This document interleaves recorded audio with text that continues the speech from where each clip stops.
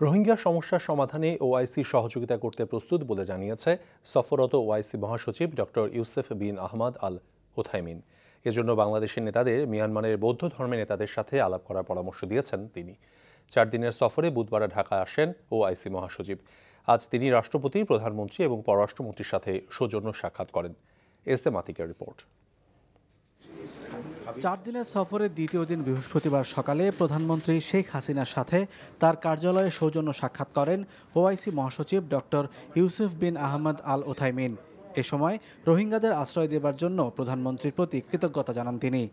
বাংলাদেশে জঙ্গিবাদ নিয়ন্ত্রণে প্রধানমন্ত্রীর কঠোর ভূমিকা ও তার নেতৃত্বে বাংলাদেশের উন্নয়ন কর্মকাণ্ডেরও প্রশংসা করেন ডক্টর ইউসেফ। জবাবে বাংলাদেশকে সহযোগিতার জন্য ওআইসি মহাসচিবকে ধন্যবাদ জানান প্রধানমন্ত্রী। ওআইসির সাথে থাকা দেশগুলোকে বাংলাদেশে বিনিয়োগেরও আহ্বান জানান শেখ হাসিনা। পরে পররাষ্ট্র মন্ত্রণালয়ে মন্ত্রী এইচ মাহমুদ আলীর সাথে দেখা করেন ওআইসি মহাসচিব। জানান, সন্ত্রাসবাদ মোকাবেলায় ওআইসি বাংলাদেশের পাশে আছে। ইসলাম শান্তির ধর্ম, ক্ষমার ধর্ম। এর সাথে সন্ত্রাসের কোনো সম্পর্ক নেই।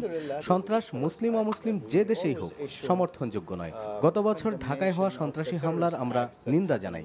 সন্ত্রাস মোকাবেলায় ওআইসি বাংলাদেশের পাশে আছে।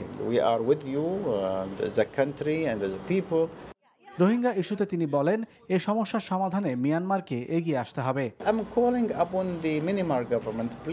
আমি মিয়ানমার সরকারকে অনুরোধ করে বলছি, রোহিঙ্গারা আপনার দেশের, তাদের মানবাধিকার নিশ্চিত করুন। আলোচনা করে সমাধানের প্রয়োজন হলে আমরা আছি সহযোগিতার জন্য। এই 21 শতকে আপনার দেশের নাগরিকদের মানবাধিকার নিশ্চিত করা থেকে আপনারা মুখ ফিরিয়ে নিতে পারেন না। বিকেলে বঙ্গভবনে রাষ্ট্রপতি মোহাম্মদ আব্দুল হামিদের সাথে সাক্ষাৎ করেন ওআইসি মহাসচিব। এ সময় রাষ্ট্রপতি রোহিঙ্গা সমস্যা সমাধানের উদ্যোগ নিতে ওআইসির প্রতি আহ্বান জানান।